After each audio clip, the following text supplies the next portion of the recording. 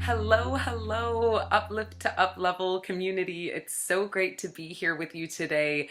We are here for another conversation with Patty Lennon. And I was introduced to Patty through mutual contact, Jennifer Bronsnick, and she suggested that I look into Patty's work in the world. She works with women. She's helping aspiring and emerging women build businesses and take their current businesses completely up into businesses that they love and can embrace and flourish from.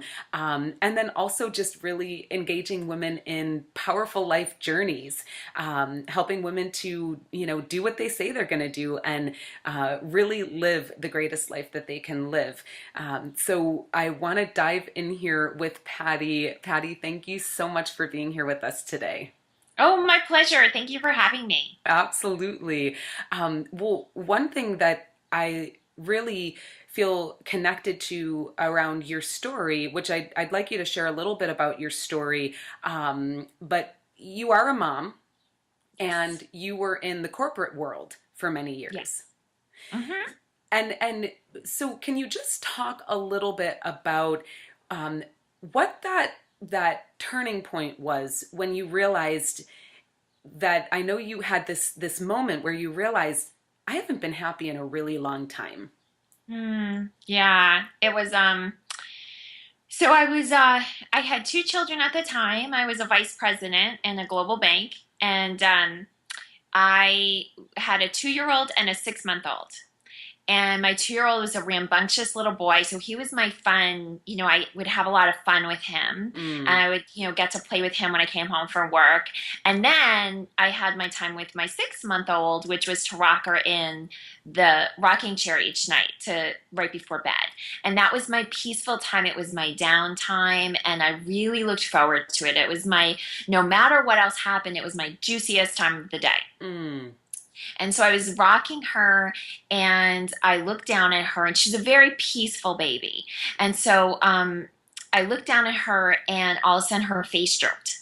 And I looked closely to see why, and she had water on her face. And I was trying to figure out where the water came from. Did we have a leak or what was going on? And all of a sudden I realized in that moment that those were my tears. I literally didn't even know I was crying. And that the awareness of it, I think her body jerking really made me look closely at what was going on. mm, And I realized how unhappy I was. And up until that moment, if you had asked me, I never would have described myself as unhappy. mm, And I thought, wow, you are the worst mother in the world. If mm. you have these children and this life and you're unhappy, Wow. because how could you not be happy? Mm, And I just thought so poorly of myself in that moment. And I was feeling really, I was getting into that space of feeling really sorry for myself and really bad about myself. And with that, like a zing, this voice came into my head, which I believe was actually one of my ancestors, probably my grandmother. wow. But if you don't believe in that, you could just say it was that wise woman part of me said, well, she's all you've got. So what are you going to do about it? Mm, And that started my journey back to myself. wow. Mhm. That is so powerful. It's like we can tend to think that that certain things should make us happy and whole and feeling really supported by life. And what I find so interesting is that there seemed to be this disconnect from your kind of outside life and then what was truly going on deep within you. Yeah. As you were, I mean, to be a VP of a major bank, major bank, and then also raising two young children, and I know how it feels to be torn between different things. I can imagine that you were probably just really busy and had a lot going on, so that there wasn't a lot of time to connect with that inner self. Yeah, I think that's completely accurate. And the part of the story I always want people to understand is that I wasn't a cliche corporate mom. Mm-hmm. My bank was incredibly generous to me. I had great hours. I mean, I worked a lot, but I had a lot of flexibility. I had a part-time schedule. I had a big office. Nothing had been stripped from me when I Mm-hmm. became a mom, and they were very supportive. So it wasn't even that I was this like I wasn't in the office 60 hours a week. It wasn't Okay. like that. Okay. The other thing that I think there's a lot of us that are in this situation, um, I was raised to want to be successful. And I think we're the first generation of mothers that really understood that success, external success was appropriate and it was possible and we went after it. Mm. And what happened for me is I was a people pleaser. Like I know a lot of us are, especially if you're called to to the work you're doing. I'm sure that your people all are people pleasers, right? We like people to like us. And what had happened was that up until the point where I had children, what people wanted for me and from me aligned with what I wanted for and from myself. And so there was no issues. When my Interesting. children came into the world, what people wanted from a mother no longer aligned with who I was inside. Mm. And all of a sudden, I was trying to please people, but I hadn't developed a skill set to understand there was a difference between what I wanted and what other people wanted for me. Because in Mm-hmm. the past, I had always aligned. Mm-hmm. So I think that was where the big disconnect was and why I was so confused and why it was so hard for me to understand that I was unhappy. Wow. And so what was that? Can you talk a little bit about the transition from the corporate job into your businesses?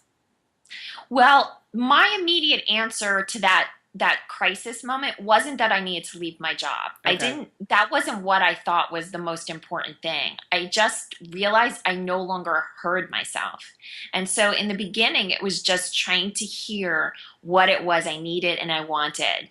And I really didn't have a big skill set to do it. I had been going for a master's in counseling psychology as Okay. I was working at the bank, but with the intention of using it within my role at the bank. So I had a lot of tools around looking at psychology, and the tool that I employed was from a theorist called Adler, and he believed that everyone is always doing the very best they can in the moment. Mm-hmm. And so I really looked at that, and I first forgave myself for where I was, and I think that's a really critical point. After you get through the self-criticism, it's important to forgive yourself for getting to where you are. And then I just started trying to look for really small ways that I needed to improve things. So I changed some of my clothes. I got clothes that made me feel better because I was still carrying some baby weight. Mm-hmm. And I was trying to wear clothes that weren't really built for a body that had produced children. I started a different workout routine. I'd been working out solo. I started taking group classes. In the past, I'd always liked it. So I started making these smaller changes. And then I finally realized that I did need to leave my corporate job, but we were a two-income family, and leaving it and starting a business wasn't an option. And Okay. so I'm a big believer in law of attraction, and it's a long story, but ultimately I got a full package to leave the company. And so I received a Wow. year's worth of income. And I say that because I think there's coaches out there and there's experts out there that make it seem like they jumped and it was no big deal. I wouldn't have been able to jump, and I wouldn't ever recommend that to someone Mm. else. I had a Mm-hmm. year's cushion. And even with that cushion, I didn't end up making the income I need to make right away. Mm-hmm. Well, Mhm. I love that you say that, because it is about transparency, and I have witnessed very few people go from zero to full on very quickly. Yeah. However, I can't speak to what that experience has been for them emotionally, mentally, physically, within their familial relations and all of that. I've Right. seen it happen, and I've also heard many a mentor say, slow and steady wins the race. And Yes. sometimes when businesses grow too fast, there can be an opposite effect. And also sometimes it could flourish abundantly forever. So, but I think it's very, very important to, be clear that most of us are on the 2 to 5 year path to a Right. sustainable business that's built on a strong enough foundation that we don't need to do any other work. Especially from my experience, I'm a single mom, so I don't have anyone else contributing to my income and or to my expenses, and so it's been this dance, and it's also been a matter of self-managing that part of me that feels like I should be much further along than I currently am. Absolutely. And I wish I had heard this particular message when I first started out. And it's incredible that I didn't understand it because I'd worked in banking and I had been a lender to businesses, and I know what the trajectory is for a business. Uh-huh. Major banks don't lend to businesses less than 3 years in business. There's a reason, because businesses that are less than 3 years in business aren't profitable and they're not sustainable. They Mm-hmm. can't, you don't know whether they are until year three. Yeah. And I think all of a sudden we've gotten into this age of quick wealth, and there's nothing wrong with that. If you feel it in your heart that that is your journey, I believe it is your journey, and I honor that, and I applaud you for it. But if you're looking at basic business development, 3 years is the typical time it takes to get to profitability. Okay. Now, if you're a coach like me and you don't have a lot of overhead, yes, of course you can be profitable from day one, but that doesn't mean you have incredible wealth from day one. Mm-hmm. Yeah. Absolutely. Absolutely. Well, and so you've got a very cool website, momgetsalife.com, and you've also got some other things, very interesting things going on. Your big community, which seems like it's a national community of women, empowering women that's growing. I'd love for you to talk a little bit about your journey into those projects and businesses, and then where they're at today. So big is not my network, but Okay, I'm a mentor coach for that network. So got it. we're we're aligned. And the reason we're aligned is because I really believe in the women that started it. And the network big is Believe, Inspire, Grow. That's a great network. They were a major sponsor for my conference, Mom Gets a Business. And so now Mom Gets a Business is a part of Mom Gets a Life. Mom Gets a Life is a multimedia company. We do lots of different events. Business has been our focus for the last year because prior to that, I was speaking throughout the country and to moms everywhere, encouraging them to start taking care of their inner world, start to notice what they need for themselves, and not be giving it up because they've created a story that their children will suffer if they take care of themselves. Mm-hmm. And what I thought was going on was that women didn't realize what they needed and they needed encouragement to go after it. What I found was that they actually did understand what they needed. There was no encouragement that would work if they weren't making money. And Mm, so understanding how to create money while you're still at home with your children became one of the priorities in my business. that's great. So, Mom Gets a Business is now a large event. It took place in New York City this year. Next year, it'll be a multi-city event, and our 5-year plan is to grow to 10 cities. So that's exciting. Wow, that's And I'm awesome. writing a book about that, so that's fun.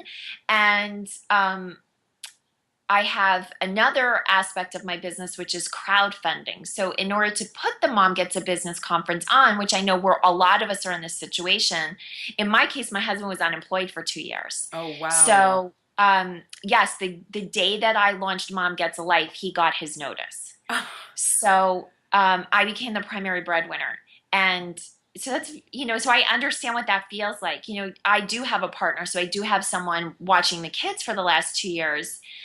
So that is a little different than being a single parent, but I did have the responsibility for the income. Oh, yeah. And so I couldn't invest our family's resources in the upfront cost of the conference. So I used crowdfunding. So now I do a lot of speaking about crowdfunding and teaching on crowdfunding because it's a very powerful tool to help women or men who have a dream and have an initiative, and capital money is standing in the way. Mm-hmm. And crowdfunding completely opens those doors. So I'm a big advocate for crowdfunding as a dream tool, as a tool to make your dreams come true. I love that. And I just love how, in your own journey into crowdfunding and utilizing it to raise the funds that you needed to launch this conference, that Yeah. you're able to create a process out of that and then teach others how to do that. I know for me, I'm very, very interested in your crowdfunding training, and at some point in the near future, look forward to engaging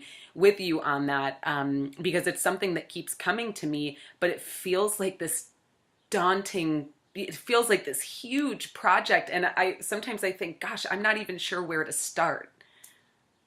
Yeah. Yes, of course. And I'll give you, Laura, this is not a story I've actually told before. So I'll give your audience the inside scoop on something because I do love being transparent. Great. The truth is, I had received an award the year before. Okay. And with the award came $2,500. But the requirement for it was that you needed to increase your revenue by 10, I think it was 10 times, or you need to take that money and make 10 times that amount with that investment. Wow. So I actually had held over my head that I need to present the following year at this conference what I had done with the money. And I don't think I ever would have leapt if I didn't have this window of time over my head. I had to find some incredible way to use this money. And so I used the money to create the video for the crowdfunding campaign. Awesome. So I will say I completely understand it. And I'm not sure I would have had the guts to do it had I not had, I don't know what the right word is. I don't like to say my back up against the wall, but it was pretty close to that. Mm-hmm. But I will say, now that I've done it, I realize that anyone can do it. Yeah. It does feel very daunting, but it's really very doable, and it's a brilliant process for entrepreneurs who are heart-centered, because it gives you so much room to dance and move within your message and create income from it. Oh, I love that. And one of the things that I want to thank you for sharing that with us. And one of the things that is coming to me is the blessing in disguise of your husband losing his job, and for you to have even more fire up underneath you, and this sort of motivation or motivating energy pulling you forward. Because when our backs against the wall, or however you want to say that, when the pressure's on, we get going. We Yes. figure out a way and get really creative. So it sounds like you had an opportunity to step into that more fully through this experience with your husband. Absolutely. And I will just say, along that 2-year journey, my mom had cancer and recovered. The cancer came back and she passed. Oh my gosh. I never would have been able to spend the time I did with her if my husband was working. There were other things that came up along the way, some really significantly challenging personal situations of people that passed during that time. And I just would give the message to everyone: if you're sitting there and you feel like my life isn't aligned with success right now, the challenges in my life are the reason that I can't be successful right now, that you release that belief system. I'm not suggesting you do anything more or different. Just release that belief system, because what happened over the course of the last year was really amazing to me, and it never would have happened had I not been given the challenges I was given. I never would have crowdfunded had all of this stuff not happened. If my husband was working, I probably would have used the money to fund, I would have funded the conference myself, all these things. And even though they felt really scary while I was in them, looking back on it has catapulted my business and my profile immensely because of what I did. And it never would have happened that way was it not for those challenges. Wow. Well, shine on. I just love that. And, I just actually wrote a blog post today just about how things aren't always as they seem.